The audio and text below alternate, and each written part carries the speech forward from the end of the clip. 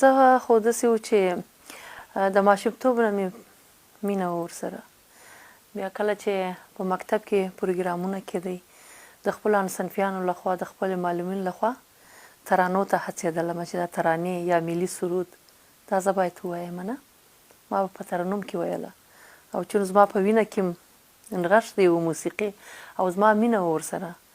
ډېر مې خوښېدی چې ما ته استاد ووایي چې شاپري راسه د سرود ملي ته ووایه یا د ترانه ووایه په ترنم کې، بیا ډېر خوند راکوي. ما به په ډېر شوق ویله. زیات مشکلات وو ځکه چې تاسو ته معلومه ده چې یو خو د قندهار محیط، د قندهار خلک دومره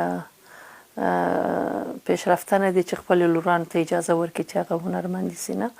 لکه تاسو ته اوس ګورئ هنرمندان، زه ډېره زیاته خوشحاله کېږم د هر هنرمند سره چې انټرویو کېږي وایي زما شاته زما پلار دی، زما مور دی، ټول دوی فامیلي سپورټ لري نه. زه هم دوی ډېره خوشبخته دي، دوی به څونه په ارامو اعصابو باندې خپل پروګرامونه یا خپل هنر مخته وړي. متاسفانه چې ما وهل ټکول ډېر پکې خوړلي دي. زه ورونه وهلي یم، زه مور وهلې یم، ځکه موږ د دې ډېرې داسې کورنۍ څخه وو چې زما پلار سید و او د قندهار خلک ډېر متعصبه خلک دي. ما چې تر شپږمه صنفه پورې مکتب وویله، زما مشر ورور دی خدای وبخښي هغه شهید سو، هغه زما مور ته وویله چې نور شاپري مکتب ته به نه پرېږدې، دا اوس ځوانه سوله، نور دغونه یې بس دی، نور یې مکتب. بیا زه په کور کښېنولم. بیا زما معلمین راتلل، زما مور ته ویل چې دا ډېره لایقه شاګرده ده، تاسې ولې په کور کښېنوله؟ بیا نه یې پرېښودلم. وایي دلته چې په لاره کې ځې زما ملګري درته ګوري، هغه خپل تعصب یې ښکاره کوي. نو زه په ډېر مبارزه سره، په ډېرو مشکلاتو سره بالاخره زه نغمه سوې یم. ډېر مشکلات مې لیدلي دي چون زما شوق و، زما یو په ذهن کې یو خبره وه چې موږ ښځې باید هغه خپل هدف او مرام او ارمان ته ورسېږو، تر څه وخته پورې به موږ پدرسالاري او مرسالاري په ځان باندې قبلوو. نو هر څه مې په ځان قبول کړه. وهل ټکول تاسو باور وکړئ دا زما موټې به دومره شنې وې چې وهل به مې خوړل چې دا کار مه کوه. کله چې زه بیا راډیو ټلویزیون ته رالم، زما وهل خو هغه وخت شروع سو چې زما سندرې نشر سوې، ما رسمي سندرې شروع کړلې. نو بیا چې زما کورنۍ را باندې خبر سو، ته باور وکړه چې ډېر زیات دا زما مور په ما داسې غاښونه لګولي و، زما هېڅ وخت نه هېرېږي چې تا د پلار نوم وشرمول، زه به اوس په دا کلي و کور کې ژوند څنګه کوم؟ ته خو ولاړې سازنده سولې. هغه به خو د هنر په معنا څوک نه پوهېږي، سازنده سولې. د 13 کالو چې وم په مکتب کې وم، ما د شعر و شاعري سره مینه درلوده، ما لیکنې کولې او زما اولینه سندره هم چې ما وویل سوزم په غمو کې په چلند زمانې وځي مې د خولې نه ستا د مینې ترانې، هغه هم زما خپله شعر و. ما څو په شروع کې د موسیقي په شروع کې چې ما سندرې وویلې، زما خپله شعرونه په خپله ویله. او زما اوله کتاب زما شعري مجموعه ما ته هنداره وه او دویمه مجموعه مې ستا یادونه لیوني دي. دا مې دویمه مجموعه ده چې تقریبا یو میاشت یا 2 میاشتې تقریبا کېږي چې دا اوس راوتلې ده د چاپه. نو کله کله بس هغه احساس لیونی سي، قلم هم راواخلو، خپل هغه دردونه، هغه د ټولنې شاعران خو داسې دي وایي د ټولنې ترجمانان دي چې په ټولنه کې موږ ناخوالې ګورو، هغه د قلم په ژبه هم بیانوو. زما د شعر و شاعري سره ډېره زیاته مینه ده. نو ما وغوښتی چې بس د هنر تر څنګه یوه مېرمنه کولی سي ښه شاعره مو واوسېږي.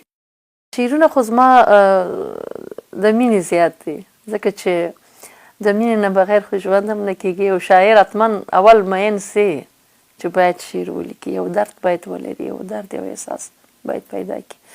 څوک په وطن مین وي، څوک په طبیعت مین وي، څوک په جانان مین وي. خو مینه مینه ده که نه؟ خو زه په دغه ټولو مینه یم، زه په دغه ټولو کایناتو مینه یم. زما شعرونه اکثره عشقي بڼه لري، وطني شعرونه هم لرم.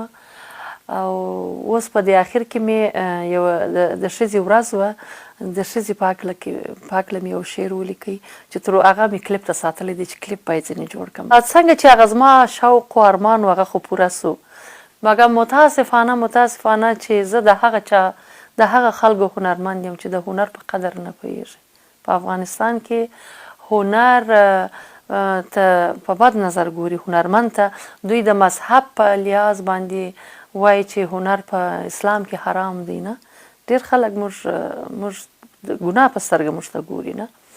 حالا چې داسې نه ده، ځکه چې هنر خو د روح غذا ده، هر انسان ورته ضرورت لري. هغه کسان چې دا آرام هم بولي، زما یقین ده چې موسیقي دوی اوري، ځکه چې موسیقي یو طبیعي شی ده چې د انسان په وینه کې، په روح روان کې نغښتی دی، هر څوک یې اوري او هر انسان ورته ضرورت لري. مګر متاسفانه په افغانستان کې ډیر کم خلک دي چې د موسیقي، د هنر او د هنرمند په قدر او په قدر پوهیږي. لر او بر هنرمندان چې موږ د نجونې وګورو یا پښتني هنرمندان وګورو، دا ډیر په ډیر مشکلاتو سره خپل هنر مخ ته وړي. تاسې پوهیږئ چې په پښتونخوا کې ډیر ښه هنرمندان پیدا سي، ډیر ښایسته هنرمندان پیدا سي، مګر دوام ونه کړي، یا په کورو کښېني، ودونه وکړي، میړونو بیا اجازه نه ورکوي د غیرت په نوم، چې دا بده خبره ده، یا یې وژني، څوک ورونه وژني، څوک یې پلار پورته سي. ډیر داسې کیسونه تاسو ته معلوم دی، خصوصا په پښتونخوا کې بیخي ډیر زیات کیسونه سوي دي. ورته متاسفه یم، ډیر زیات متاسفه یم. اول ته د دولت هم ورته توجه نه کوي هنرمندانو ته. نو هنرمندان که افغانستان خو بیا هم ګزاره کوي، په افغانستان کې هنرمندان چې دي ټولې وتې دي، زموږ هنرمندان ځانونه ایستي دي، په غرب او په شرق کې موږ ځانونه خوندي کړي. خو په پېښور کې چې کومې هنرمندانې دي، دوی نو د غیرت په نامه تاسو ته معلومه ده چې قتلیږي، له منځه ځي. ډېر ښایسته هنرمندان راسي، مګر دوام ونه کړي. نو ورته متاسفه یم، داسې ټولنې ته متاسفه یم، څوک ورته توجه نه کوي. هنر یې خوښېږي، سندرې یې خوښېږي، مګر هنرمند یې نه خوښېږي. که موسیقي ته نظر وکړو، د پخوا نه ډېر زیات موسیقي وده کړې دی په افغانستان کې، ډېر زمینه سازي ورته سوې ده، ډېر رشد ورته سوی دی، او ډېر هنرمندان هم پیدا سوي دي. ډېر هنرمندان، ځکه چې ټکنالوژي تاسو ته معلومه ده چې ډېر پرمختګ یې وکړي، او دغه اسانتیاوې هنرمندانو ته، که هغه هنرمند دي که سندرغاړي که نه، کوشش کوي چې سندرې ووایي. دغه زمینه یې دوی ته مساعد کړې دي. مګر دغه نوي هنرمندان چې راغلي دي، د ګوتو په شمار بعضې نجونې هم ښه سندرغاړي دي، ښه سندرې وایي. خو زما توصیه دوی ته د یو خو د افغاني موسیقي چې زموږ هغه اصیل افغاني موسیقي وه، هغه مخ په زوال ده، هغه ته هیڅوک توجه نه کوي، ځکه په موسیقي کې غربي موسیقي ګډه کړې ده نه. مخکې تاسې وګورئ، په اوس دغه تنبور د افغانستان د لوګر د ولایت نه یوازې بیلتون غږاوه تنبور، زموږ په سندرو کې به همیشه و، مګر اوس بیخي تنبور ورک سو، د تنبور غږونکي بیخي موږ نه لرو. دا ولې باید دغه د وزارت اطلاعات او کلتور، د وزارت فرهنګ دا وظیفه و چې دا باید له منځه نه وای تللی، په دې کې باید شاګردان تربیه کړي وای. مګر هیڅ چا په دغه څو کالو جنګ کې هر څوک په دې اخته دي چې جنګ څنګه وکړي یا قدرت څنګه وساتي، مګر موسیقي او هنر ته چا توجه ونه کړی، وزارت اطلاعات او کلتور. نو دغه تنبور بیخي له منځه تللی دی، هیڅوک توجه نه ورته کوي. مېرمنه که په جونګړه کې ژوند وکړي او وږي یې او په یو خیمه کې یې، خو غواړي چې میړه یې ورسره یي، غواړي چې زوی یې ورسره یي، غواړي چې ورور یې پر څنګ کې نه، او نه غواړي چې دوی له منځه ولاړ سي. نو د ټولو ښځو دغه ارمان دی چې دوی باید په سوله کې ژوند وکړي، د دوی سره خپل خاوندان یې، د دوی سره اولادونه یې، دوی د نور نه مري، زموږ ځوانان د نور نه تباه کېږي.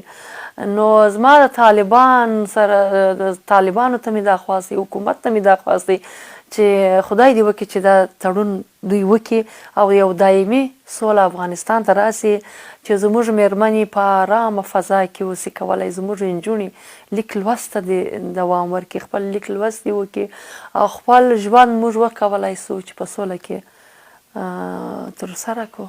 دا خو زموږ ارمان دی، زما خپله ډېر زیات ارمان دی. زما په ژوند کې ډېر ارمانونه پوره سوي دي. یګانه ارمان مې د بې وطنۍ ده چې ډېره موده کېږي د وطن لرې پاته یم او غواړم وطن ته ولاړ سم، خپل ورونه ټول افغانان په یوه کمبله، په یوه ټغر وګورم چې سره راټول په اتفاق ژوند کوي، او د دنیا او د نړۍ د پیغوره خلاص سو چې نور افغانان دهشتګرد دي، په یو په بل نوم په منو تو او په دغه ملیت پرستۍ باندې ټول وطن تباه سو. څوک وایي هزاره ده، څوک وایي ازبک ده، څوک پښتون. مخکې دا خبرې نه وې، موږ ټول د یو افغان په نامه باندې په یوه نغرې باندې راټول، په یو د یو بیرغ لاندې مو ژوند کوئ مګم چون اوس دغسې یو حالات رالی چې د خارجي لاسوهنې دي په افغانستان کې دغه ټولو ته معلومه ده چې د افغانان جنګجویه خلک نه دي افغانان دهشتګرد نه دي افغانان غریب خلک دي یو مړۍ ډوډۍ چې پیدا کړي په هغه خدای کې یا جنګ ته فکر یې یا په افغانستان کې هر فساد چې کیږي دا د خارج زموږ وطن ته راغلی دی هر لاسوهنې چې کیږي افغانان خارجیان په جنګ کې اچوي افغانستان د جنګ اډه ګرځېدلې ده هر څوک د خپلو شخصي فایدو دپاره افغانستان او افغانان استعمالوي د ولس نه خو زموږ دا هیله ده چې اول دې په خپلو کې سره یو سي په خپلو کې دې سره جوړ سي خپل افکار دې روغ وساتي ځکه زموږ خلک نیم روغ لیوني دي هغوی تر اوسه په دې نه پوهېږي هغوی تر اوسه خپل ځانونه لا نه دي پېژندلي چې موږ څوک یو افغانان څوک دي بیا خصوصا د هنرمندو هنر دا خو بیا بیخي وروسته خبرې دي زموږ په ټولنه کې تاسې باور وکړئ دا اوس هم په اطرافو کې خلک خپل نجونې زده کړې ته ناسته یې نه وایي شرم دی چې زموږ لور د کوره ووځي نو زه د دغه خلکو نه دغه هیله کوم چې اول دا هنر پرېږده هنر او هنرمند ته دې بیخي په ښه نظر نه ګوري مګم لوست او زده کړې ته دې خو په ښه نظر وګوري خپل اولاد ته دې اجازه ورکړي خپل نجونو ته دې اجازه ورکړي چې کم از کم د دې تیارو څخه ووځي د خپل آیندې دپاره دې یو څه زده کړه وکړي هنرمندې ښځې په صفت ده زما حق ده چې باید په سوله کې ژوند وکړم او سوله زموږ حق دی زموږ د ټولو ښځو حق دی چې باید موږ په سوله کې ژوند وکړو او په دغه څو لسیزو جنګو کې څومره زیان چې ښځو ته رسېدلی دی نو زه فکر نه کوم چې هر اړخ چې مري نقصان یې ښځې ته رسېږي که هغه میرمنه ده که هغه مور ده که هغه خور ده هغوی د خپل عزیزان د لاسه ورکوي خو زیان یې موږ ته رسېږي مګم زه په دې امیدواره یم چې سوله دې راشي په افغانستان کې د ښځو په خاطر دې راشي ځکه چې ټولې ښځې د افغانستان غواړي چې په سوله کې ژوند وکړي دا زموږ حق ده امیدواره یم چې انشاءالله څنګه چې دغه حالاتو ته ګورم دغه لاسته راوړنو ته ګورو چې د سولې اوازې دي او وایي چې سوله راځي نو زه امیدواره یم چې انشاءالله سوله راشي او دا جنګ دې ختم شي